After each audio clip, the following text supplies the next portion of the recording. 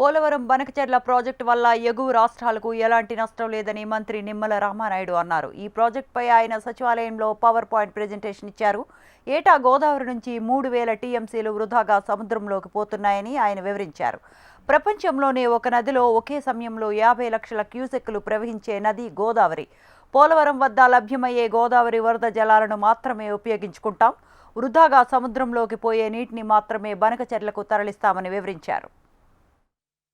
ప్రాజెక్టుకి సంబంధించి వాస్తవాలు ఏవైతే ఉన్నాయో అవన్నీ దయవుంచి అందరూ కూడా గమనించవలసిందిగా మీ అందరినీ కూడా కోరుతూ ఉన్నా. ఎందుకంటే ఈ బనకచెర్ల మీద వచ్చినటువంటి ఆరోపణలు లోతుగా గనక పరిశీలిస్తే ఒక విషయం పూర్తిగా మనకు స్పష్టంగా అర్థమవుతుంది. ఏదైతే ఈ యొక్క ఆరోపణల మీద ఉన్నటువంటి చూస్తే సాంకేతిక అంశాల మీద కంటే కూడా రాజకీయాల మీదే వారి శ్రద్ధ, దృష్టి, తపన కనిపిస్తున్నటువంటి పరిస్థితి అనే విషయాన్ని కూడా ఈ సందర్భంగా తెలియజేసుకుంటూ, అంటే ఆ రాష్ట్రంలో ఉన్నటువంటి అంతర్గత రాజకీయ పోరు కోసం పోలవరం బనకచెర్లను ఉపయోగించుకోవడం ఎంతవరకు సమంజసమో ఈరోజు తెలుగు రాష్ట్ర ప్రజల్ని కూడా ఈరోజు మరి ఆలోచించమని చెప్పేసి కూడా మీ ద్వారా కోరుతున్నానని చెప్పేసి తెలియజేసుకుంటూ, మరి అటువంటి ప్రాజెక్టుకి సంబంధించి అనుమతులు ఏవైతే ఉన్నాయో మరి ఈ అనుమతుల మీద కూడా వాళ్ళు అసత్యాలు చెప్తూ ఉన్నారు. ఏదైతే ఈ యొక్క పోలవరం బనకచెర్లకు సంబంధించి మరి ఎటువంటి అనుమతులు లేకుండా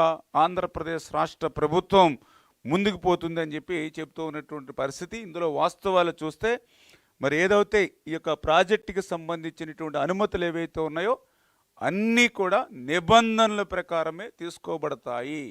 ఇక్కడెక్కడ కూడా ఎటువంటి అనుమానాలకి కూడా తావు లేదు. దానిలో భాగంగానే ఏదైతే 2025 సంవత్సరం మొన్ననే మే 22వ తేదీనే ఈ సంబంధించినటువంటి ప్రాజెక్ట్ ఏదైతే ఉందో దీనికి సంబంధించినటువంటి ప్రాథమిక నివేదిక సిడబ్ల్యూసి కూడా సమర్పించడం జరిగింది.